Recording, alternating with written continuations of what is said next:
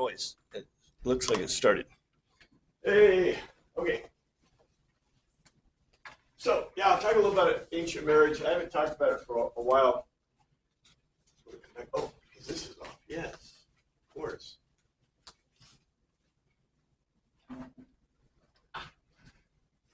Okay.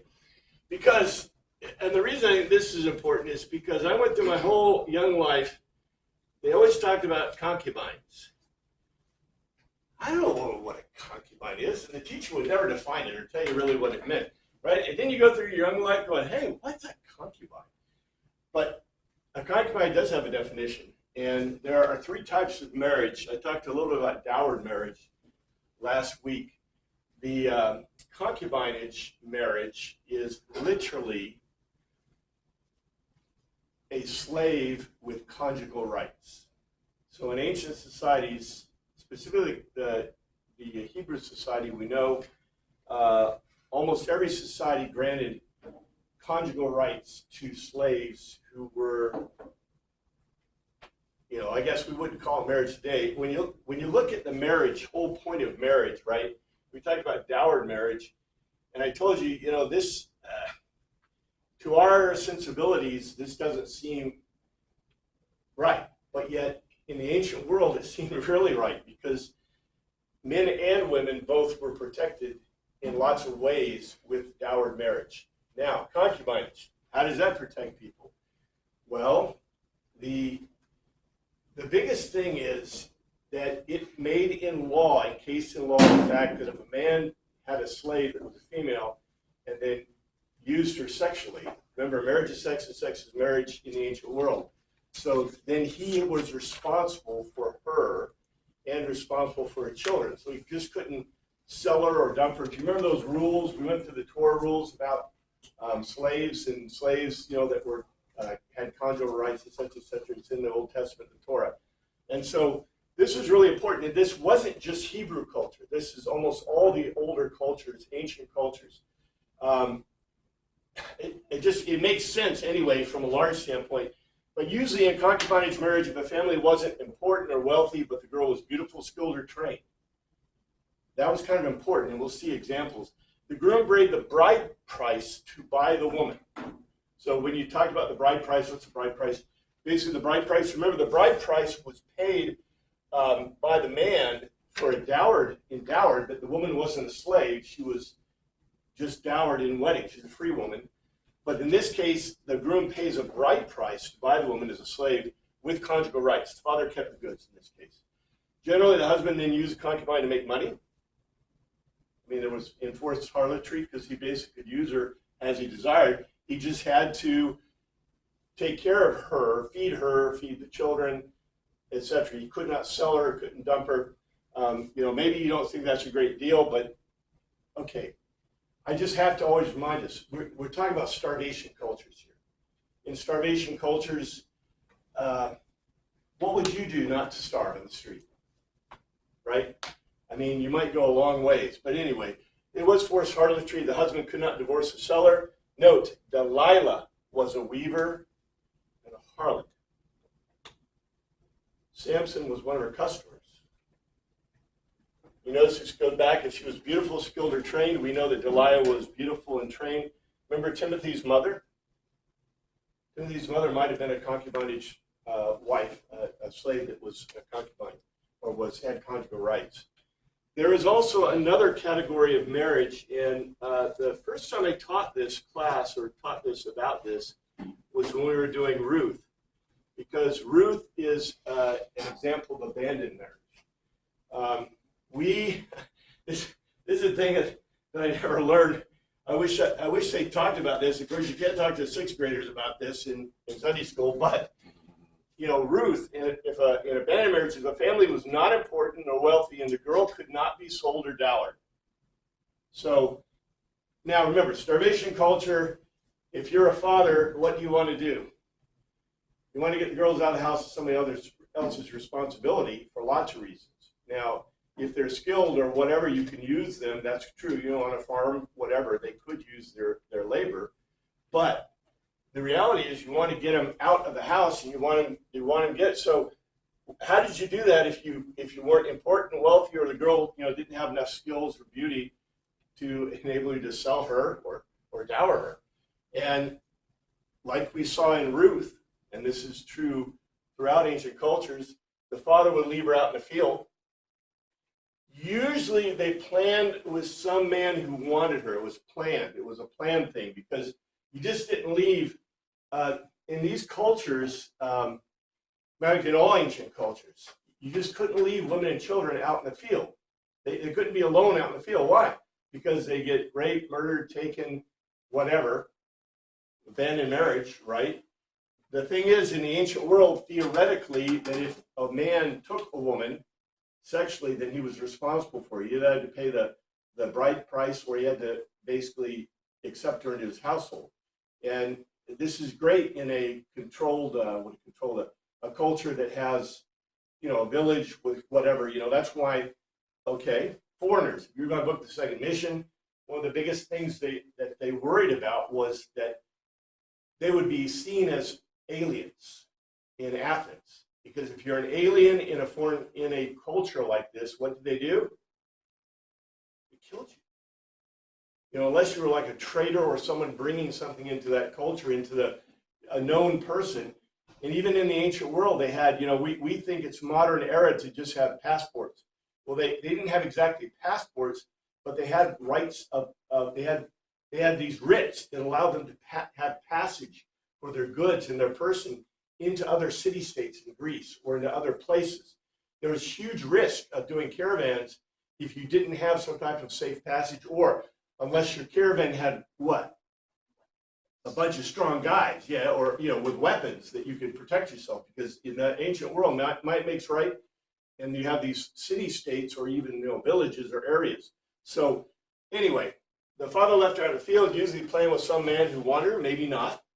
Usually there was a deal with the father. Everybody knew what was going on. The community led the bride and the groom to the groom's house.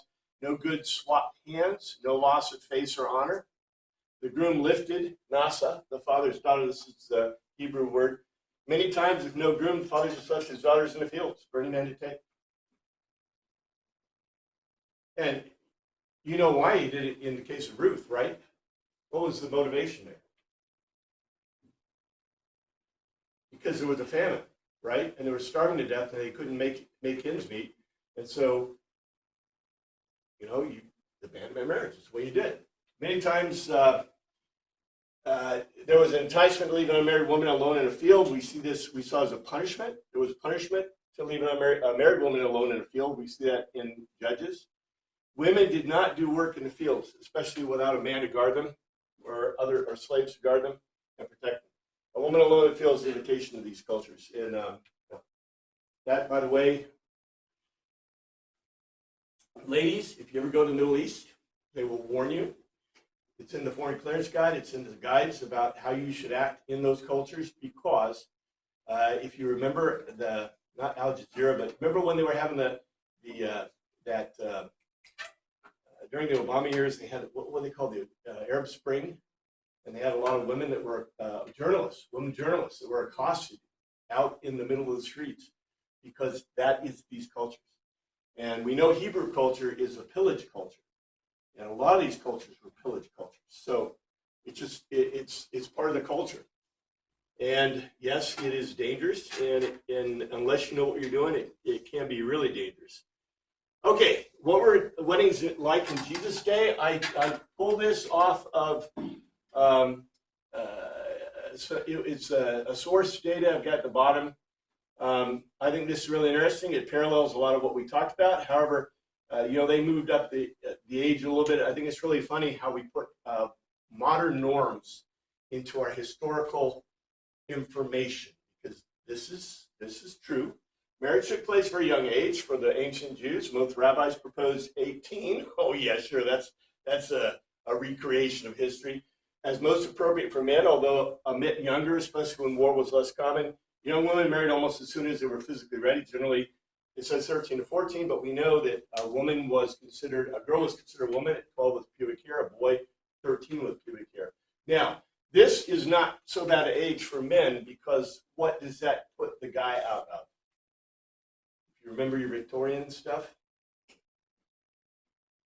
usually apprenticeship to journeyman is from about 14 to 18 in ancient in Victorian England. So when you reach, that's why the age of accountability is usually considered around 17, 18.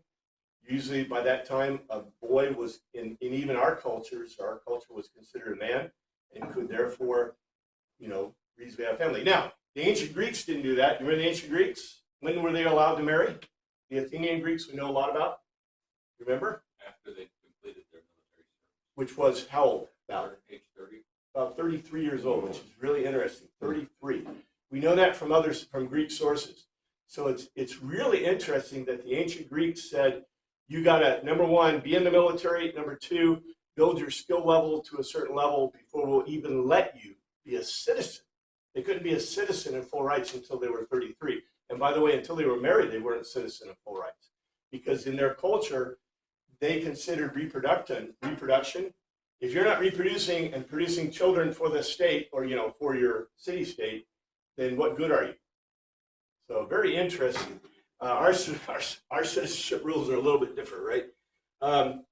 In most cases, marriages were arranged by the parents. There were exceptions. However, arranged marriages, seldom forced on young people had absolute no interest. Yeah, sure. I don't think that's true. As a matter of fact, I would argue that, we grew up with Romeo and Juliet, right?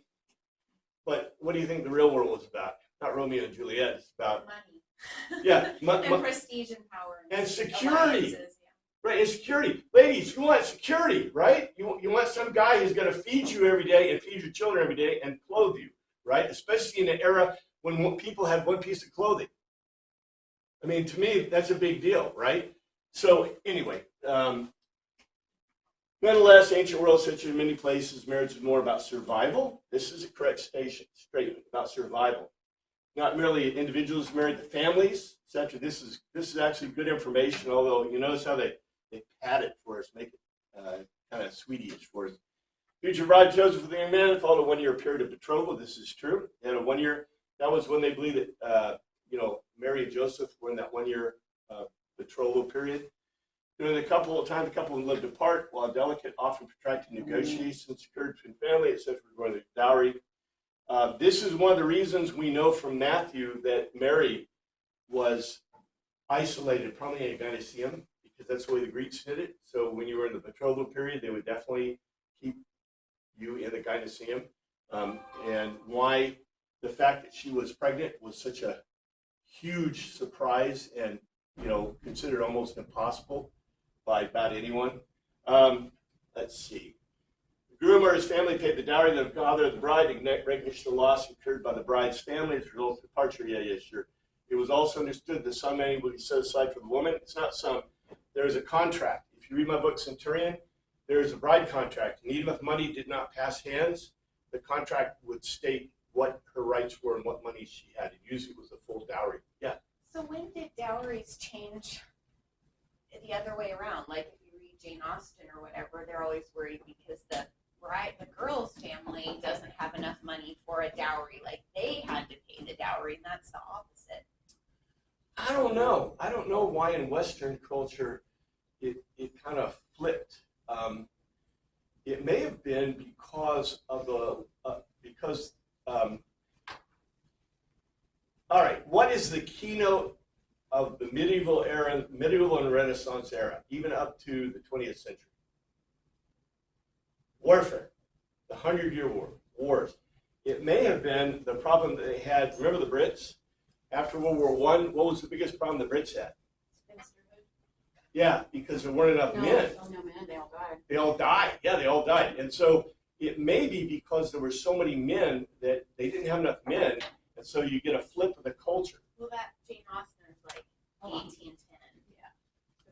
Yeah, I know. That's the 100 Years' War was going on in that period, wasn't it? Yeah, the 100 Years' War, because that was just before the Napoleonic Wars, right? Yeah.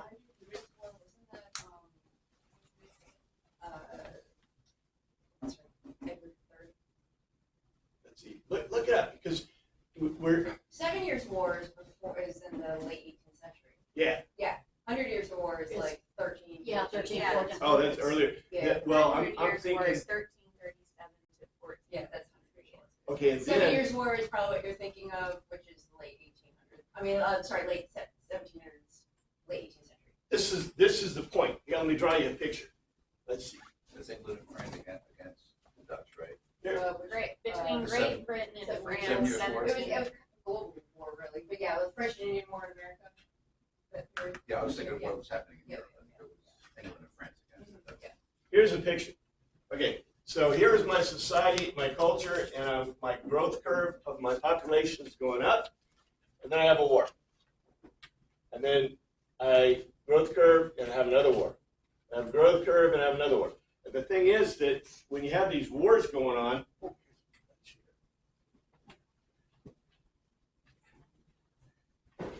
so let's say this was the 7-year war, 100-year war, it doesn't matter, whatever year war you want. Okay, what happened to your male population?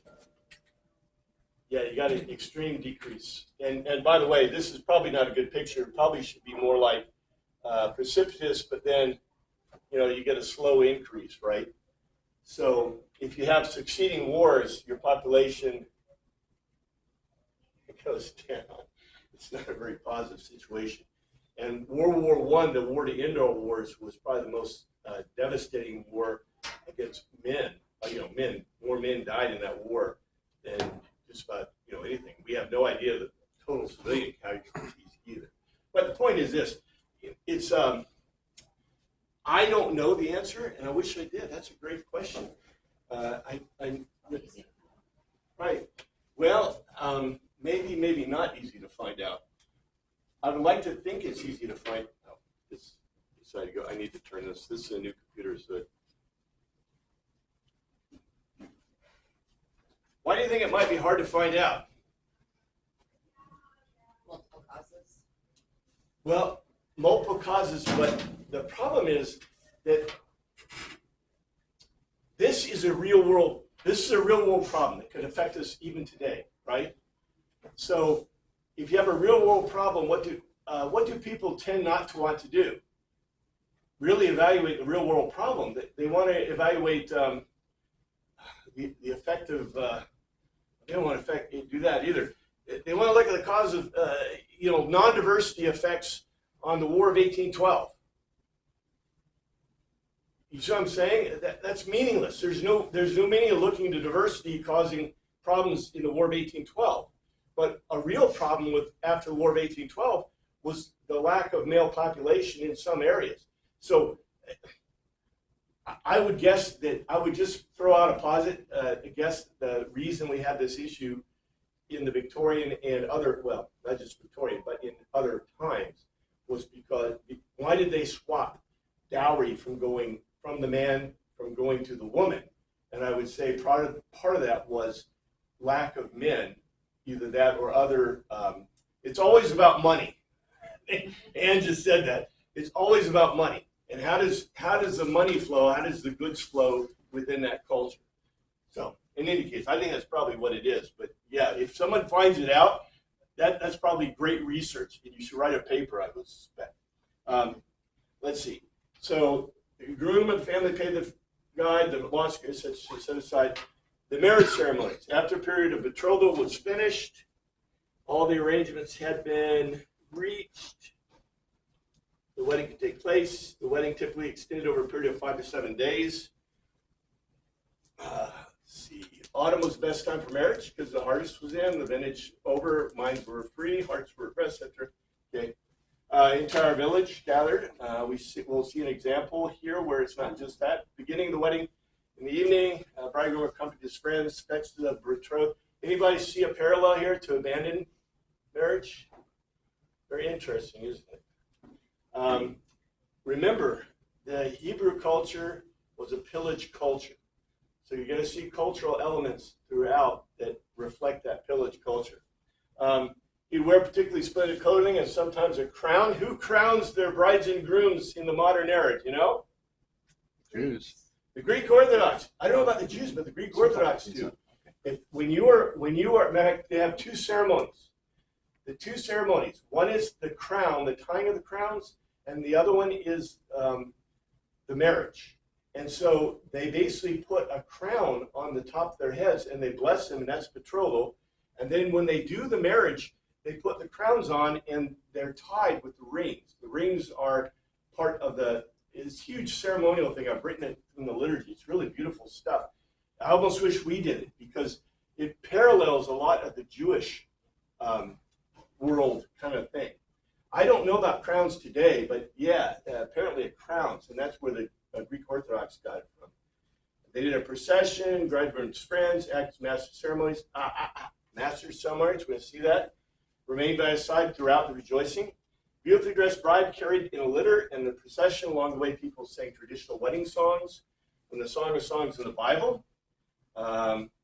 Procession reached the parent bridegroom's house. The parents put on a traditional blessing. Let's see. Drawn from the scripture, other sources, prayers. Evening were passed in games and dancing. Bridegroom took part. The bride withdrew to her bridesmaids and her friends to another room. Next day was a wedding feast, and once again there's general rejoicing, etc. At the end of the day, the meal, etc., etc. Usually 10 bridesmaids. They sat on the canopy, traditional songs. Let's see where it is. Between the bride and groom, the bride says, "Let him kiss me with kisses," etc. Let's see. All the men and women came together. They went to the synagogue for the religious leaders and part of the blessings. Let's see, where does it say it? There it is. And later, the first evening, the couple would vanish. That's not exactly true. We know it's not true. We know even in medieval weddings, although it's been sensationalized craziness by all the Netflix porno stuff that they have today. No, there is some question. Martin Luther's friend may have observed his consummation. Okay, I guess I have to say this. Back in the old days, back in the ancient world, let's say you're a king with your bride and your children and your retainers. How many beds did you have? One. How many bedrooms did you have? One. Where were all your retainers?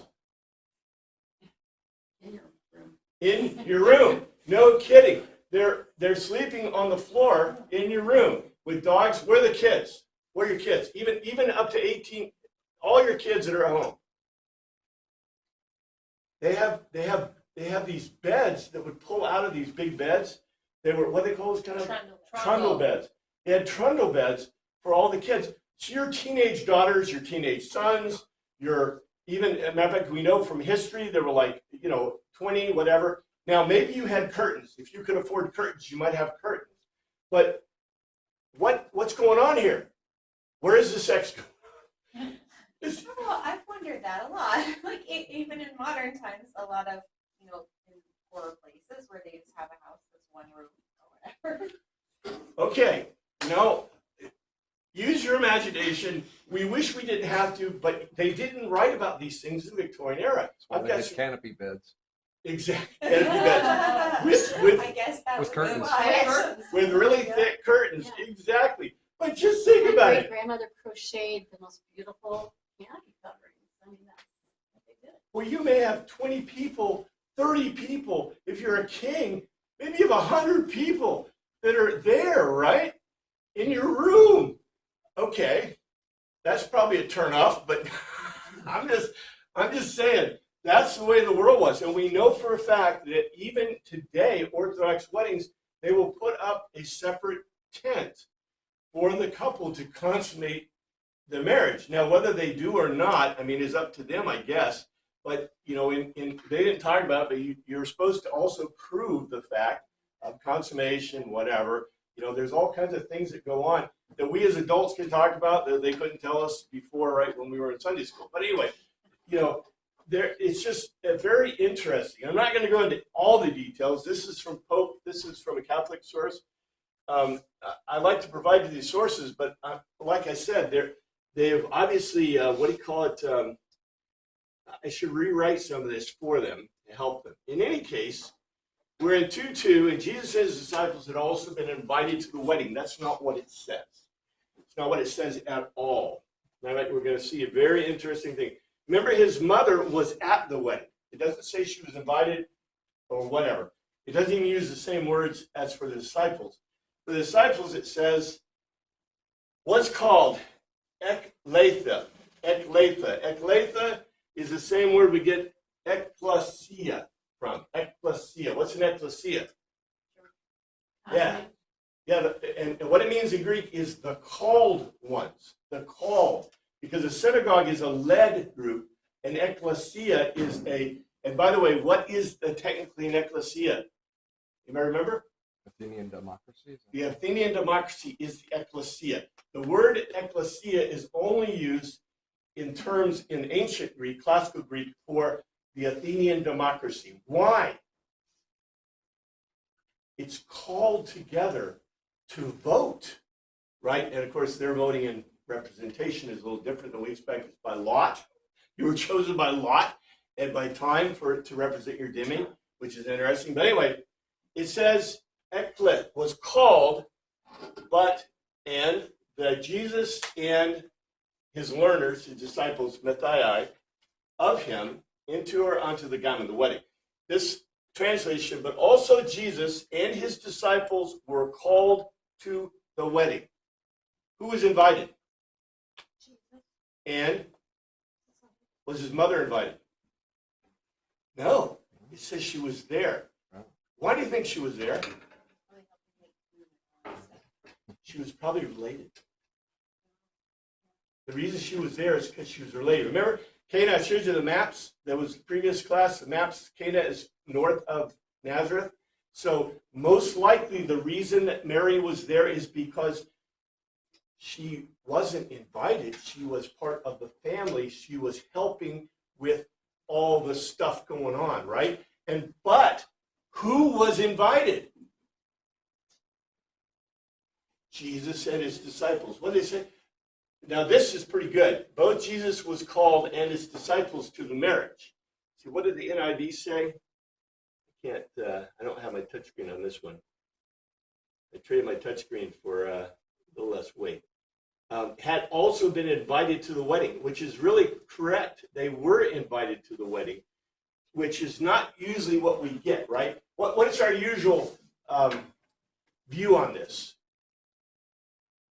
Mary was invited, and the disciples and Jesus kind of tagged along, right? Kind of crashed the party. And crashed the party, yeah. That's not it at all. So this tells you something. Remember, what did they call Jesus before here? Called him a Rabbi. Rabbi. Now, why would you? Well, maybe he is. Maybe if Mary's related, he's related. But why would you call Jesus and his disciples? Why would you call those rabble-rousing disciples? Well, remember, we think of Peter and those guys. Peter, yeah, hey, I'm a redneck. No, they're not. These guys are upper middle class. They may be fishing, but fishermen were an upper class above farming. They were, these people they owned ships, they owned boats, they owned tackle, they owned a business, they sold. As a matter of fact, they probably sold, evidently, to, think about today. All right, do you think that you're selling most of your fishing goods, the fish that you catch? Are you selling them to the poor people in Wichita, or are you selling them to the wealthy in Wichita?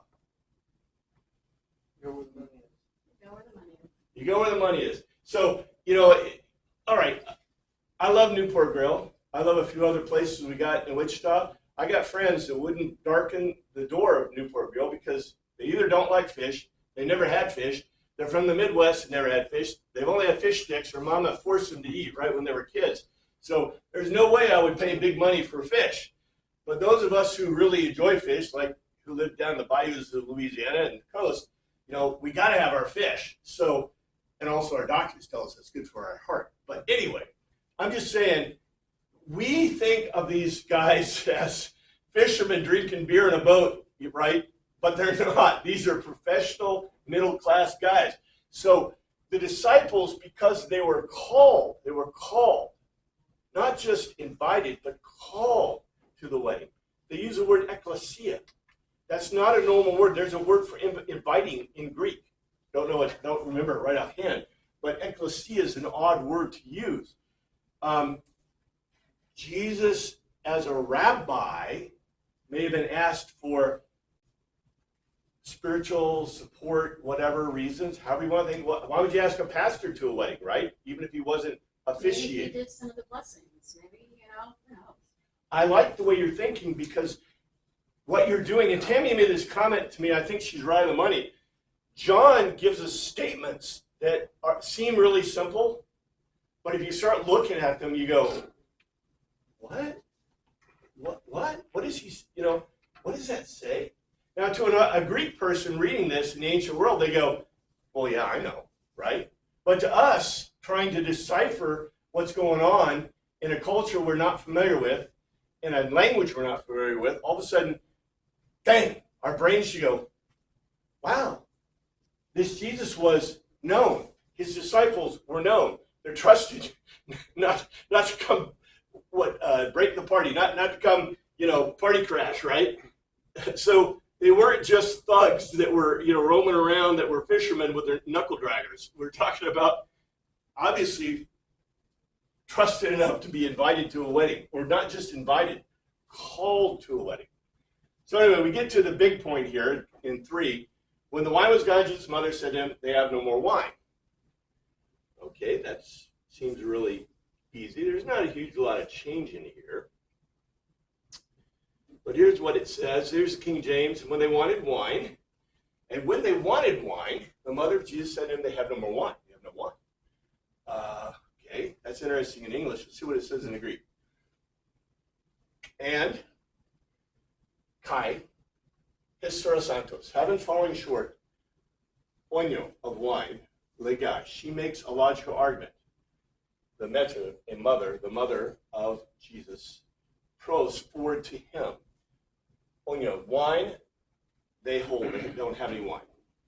And so this is the translation. After having fallen short of wine, the mother of Jesus makes a logical argument forward to him. Wine, they hold not. All right, what did she really say to him? We got to do something about this. Yeah. And you're the guy to do it because you gave the logical argument.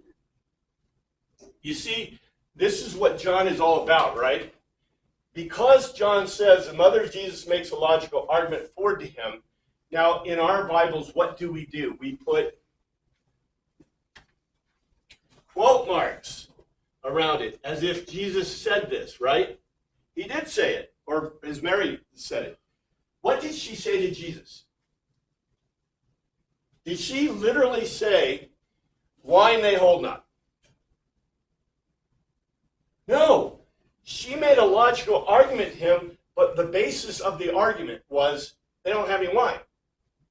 So we don't know all the words she used. This is Greek shorthand, okay? If it had said epi, he said, or epi, she said to him, wine they hold not, what would that mean? It's a direct quote, right? Because epi in Greek means she said. But it doesn't say she said. It says she makes a logical argument. Legeia, she made a logical argument forward to him. In other words, we may get an idea of the verbal harangue that she did because what did Jesus say next? Now here's the NIV. Woman, why do you involve me? Jesus, my hour has not yet come. So, I mean, okay, I love Mary, but Mary was obviously nagging our Jesus. That's okay. In the King James it says, Jesus said to her, woman, what have I to do with thee? My hour is not yet come. Okay, let's see what it says in the Greek. And Legeia, he makes a logical argument. So what are they doing? Arguing. Logical argument doesn't mean they're fighting, but they're discoursed about this. Okay, it's a discourse. But they're discoursing. I love that. Argue, yeah. To her, to Jesus, which what to me and you, a wife, married woman, not yet has arrived the whore of the time period of me. So, and Jesus makes a logical argument to her. What is this to me and to you, woman? And as someone mentioned, his address to her is not a negative declaration in Greek, nor in Hebrew. Yes, ma'am. Was she worried about embarrassment if she was related to the people?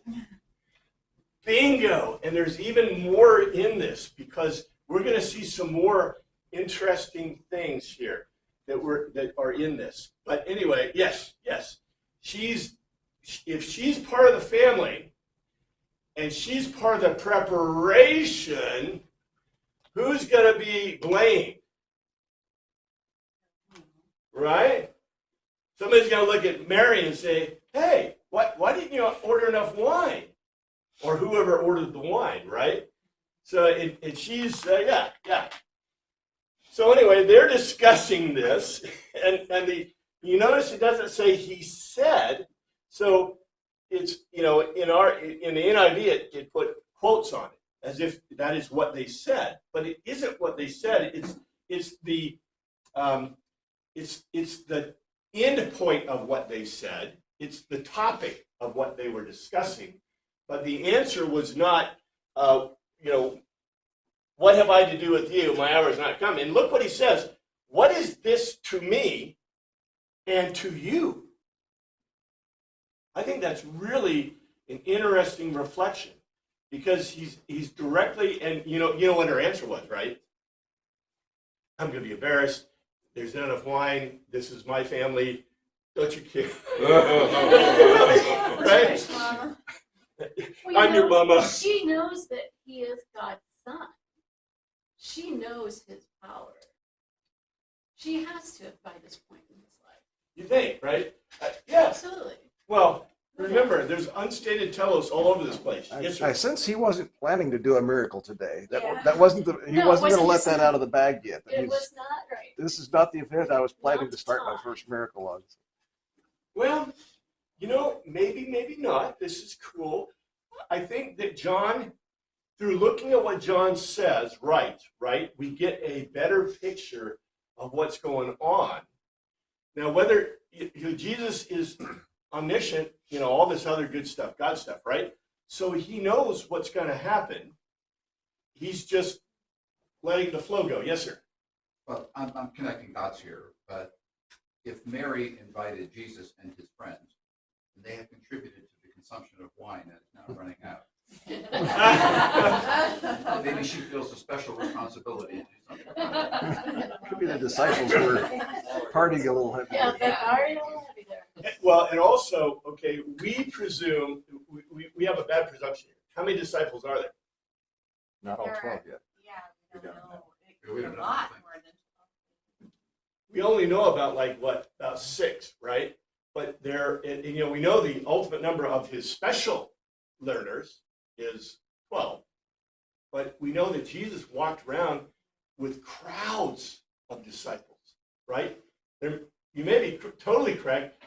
They invited Jesus and his disciples. They got 100 guys there, and they're all slugging back the wine. It's like, well, yeah, I can see this. So maybe Jesus is feeling a little guilty here. I brought these guys. I told them they weren't, I told them to get Bud Light, and they're drinking all the wine. So what good is this? Anyway, of course, the water in that era was probably more like Bud Light. So what his mother said to his servants, do whatever he tells you. This is really interesting. His mother said to his servants, whatever he said to you, do it. Okay, Legai, she makes a logical argument. The mother of him to the attendants, that some or any person or object, a wish, a supposition. We don't have anything like this in English, but there's an actual word in Greek that means a wish or supposition, that identifies that it's a wish or supposition. We have subjectives, but we have the subjunctive to, which we don't use anymore. If I were king, we changed the verb tense because if you said if I was king, there's a potential for you to be king, but you can't ever be king. So you say if I were king. That is the indication of supposition in English. But like I said, we don't use anymore. We've lost it in the language. But anyway, but on is that type of a thing, a wish. Lege, he may make a logical argument to you. You make or do. So his mother makes a logical argument to the attendants. Whatever thing he might make a logical argument to you about, you make or do it. So I think, like we said, this is not a direct quote. In other words, she just didn't say, whatever he said to you, do it. She basically told them, talked to them about it in some way, convinced them of it, right? We think that the mother of Jesus just walked up and said, whatever he says, do it, right? No. She convinced them that whatever he's going to tell them to do, which is very interesting. That also probably relates to the fact of Jesus and his disciples being invited or called to this event in the first place. So whatever he does, nearby stood 6 stone water jars, the kind used by Jews for ceremonial washing, each holding from 20 to 30 gallons. Now this is really gets interesting here. Very, very interesting.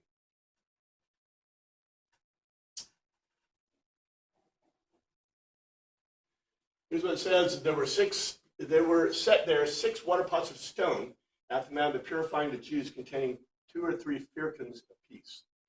All right.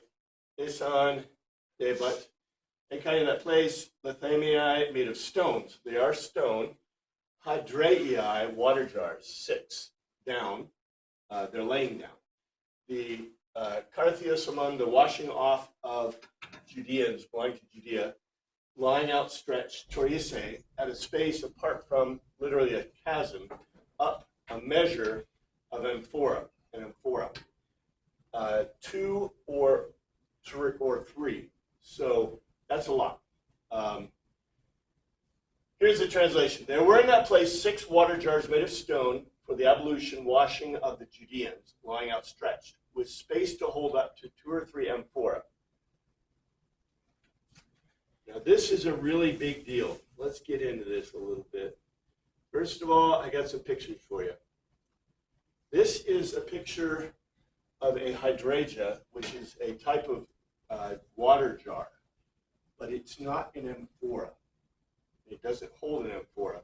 And the problem with this is, what's the problem with this? Anybody notice some issues here? This is a classical Greek jar, but this is more modern. I'll point out because we're going to look at the actual jars here. Here's some real ones. Here's classical amphoras. These are amphoras. Notice anything about the base? Yeah, that would be hard for them to stand up. They don't stand well. Yeah. Now, if you read a lot of texts about why they're shaped this way, I don't think I have any quotes on that. Here's hydrangea. Those are amphora. Here's some hydrangea amphora. Now, this is modern. In the ancient world, they would not have metal like this. They could have brass. They possibly have brass if you're really, really rich, but usually they'd be made of wood. As a matter of fact, on the other one, this is from a ship.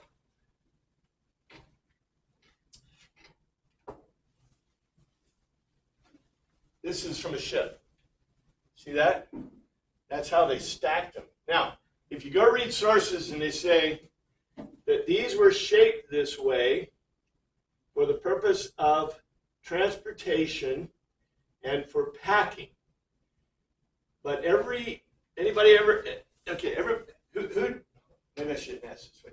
Who had calculus? Right? Wait, you can have calculus at all? Okay, the first thing you do in calculus, the first problem you do when you do limits in calculus is you calculate the best shape to put water in or fluids in. And does anybody remember what the best shape is for putting fluids in? I know it's a long time ago. I couldn't forget this. I couldn't forget that. Yeah, a cylinder. I couldn't forget this because it was the most exciting thing in my young mathematical life that I could discover that something in physics or calculus, something in calculus, in advanced mathematics, could be used to determine something. And what you determined was the limit. What is the max limit for the best shape for putting liquid in? And the answer is a can. Now, why do we make stuff like this? Why did we make bottles, for example, like that? Easier to drink out of. Easier to drink out of. Yeah. That's the reason. Because back when you didn't have, oh no, don't do that. Okay, back in the days when you didn't, what did people drink out of? You pass the bottle, right? And even today, a Coke bottle, a beer bottle, whatever. We usually don't take wine from the table and uncork it and slug it back. That's usually considered kind of not de rigueur. But, we made bottle shapes like this until we invented. Oh, I was just gonna, they use the word stone. Is that the same thing as ceramic in No. there? Stone, actual stone. So it's actually carved out of rock, solid rock. Which means they're not movable, but they are also laying on their side. So I'm going to get to that in a second. Okay, my point is this. Okay, if we were to make, bottles are bad because they don't carry as much, limit space. So when we invented cans are the they are the most efficient shape. But you had to be able to invent what? A way to open them. So when we invented the can, The little can opener where you can make a dent, like a little one on one side and a bigger one to drink out of. yeah, but even that didn't catch on until we could put the pop tops on them, right? When they invented pop tops, now we had cans, and you find bottles, but they're always say retro, right? And because people want glass. Also, glass is easier to make like this than to make like that. So, why did I make them like this? Why are all amphora, and amphora are generally meant to hold wine? I think, didn't we talk about this before and we talked about decanting or something like that? Yes. The sediments. The sediments. That is precisely correct. Because now what I did is, you notice how in the ship they put them up like that too? They usually did not ever put them on their sides unless they were empty. Yeah. So number one, we know it doesn't say they're empty, but we know they're empty because they're on their sides. We also know they're made of stone, right? So they're very heavy. They're very heavy because it says they're made of stone. It doesn't say they're made of ceramics. It says they're made of stone.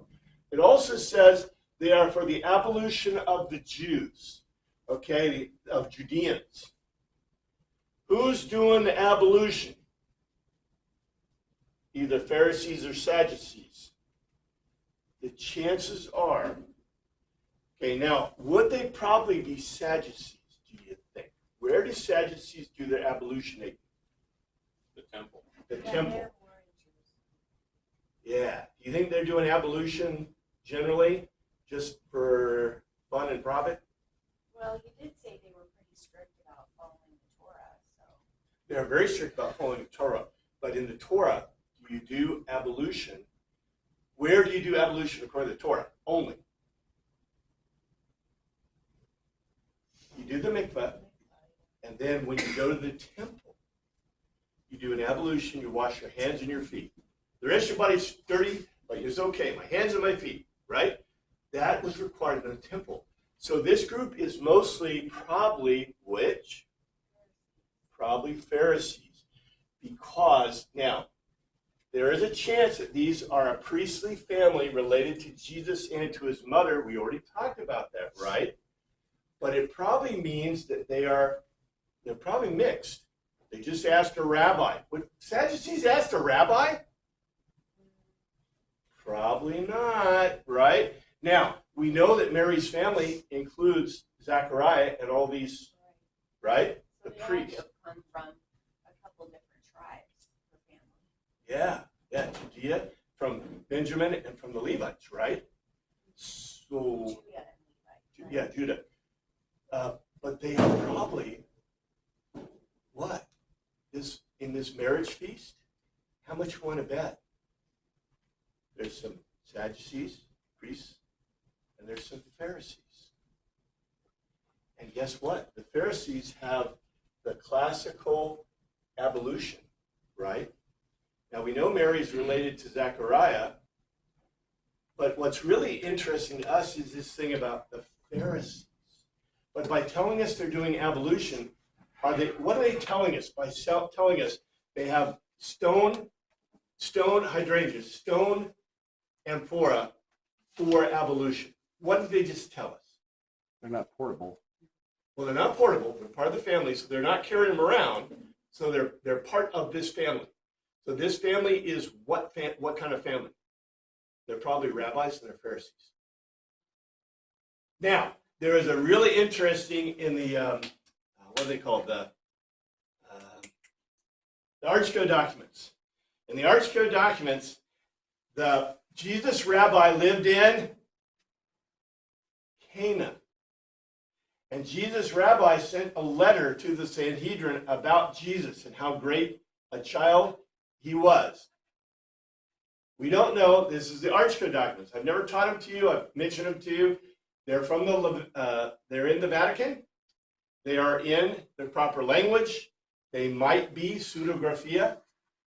They might not be pseudographia.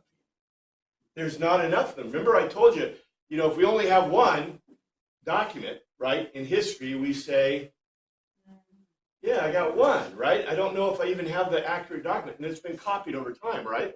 So I got one, and that's one of the reasons that the Vatican won't let you see them.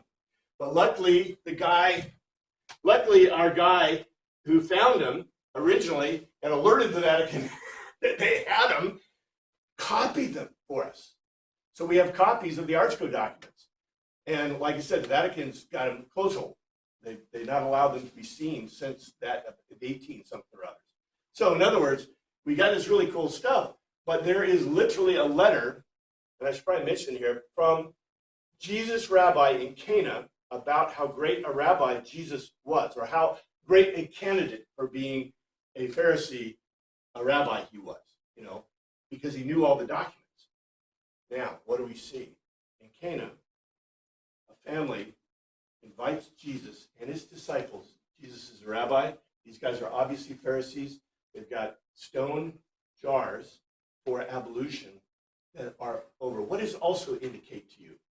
Since they're tilted over, they are empty, right? Which means they have been used. How many Pharisees are at this party? Yeah, do you think a Sadducee coming into the party and you've got an ablution, what's he going to do? I don't do that, right? What's a regular non-Pharisee Jew going to do? Wash my hands. I don't know. I don't know what their culture was like, but they were probably not invited. You had to be part of this upper structure to even get an invitation to this party. But my point is this: there is a lot in this that we could get. We could get from the words that are used and the way they're applied that we don't get, because culturally, if we saw this picture, if we were Greeks walking into this picture, we would do what? We would know exactly what's going on. But we're looking 2,000 years from the past, from the future, looking into the past, and we just don't know what's going on. We got to figure this out. They're not sitting up, okay? This was a shipping area for wine. They could have been repurposed, but they were stone, right? But you did repurpose amphora because when they were emptied of the wine, and usually, like I said, they could have been repurposed. If they were repurposed amphora, what does that mean they were used for originally? Wine. Doing what with wine? If there's stone amphora, Shipping. not shipping, although this is a shipping area for wine. Making. Fermentation. For fermentation. Yeah. So if you're gonna move it, you want it to be light, right? So you don't want stone. So, but if you're gonna use it for fermentation, right? Now, if this family, which it probably is probably a family that's maybe farmer-based family, Pharisees, right? So why did they use these amphora? They're usually used for fermentation, not for ablution.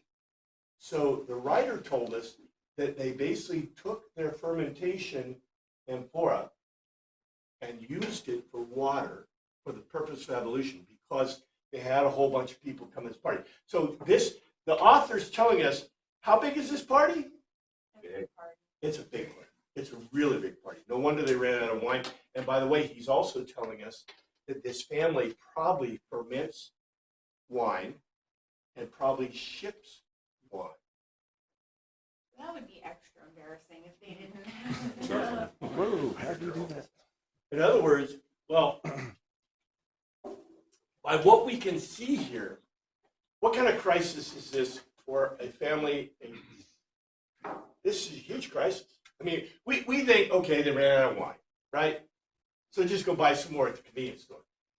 But no, this is a huge crisis. Now, if you were a farmer who made wine, who had a wedding, and realized what, or even if you didn't, if you were a farmer and in this period and realized what was going on, you would be like, ah, right?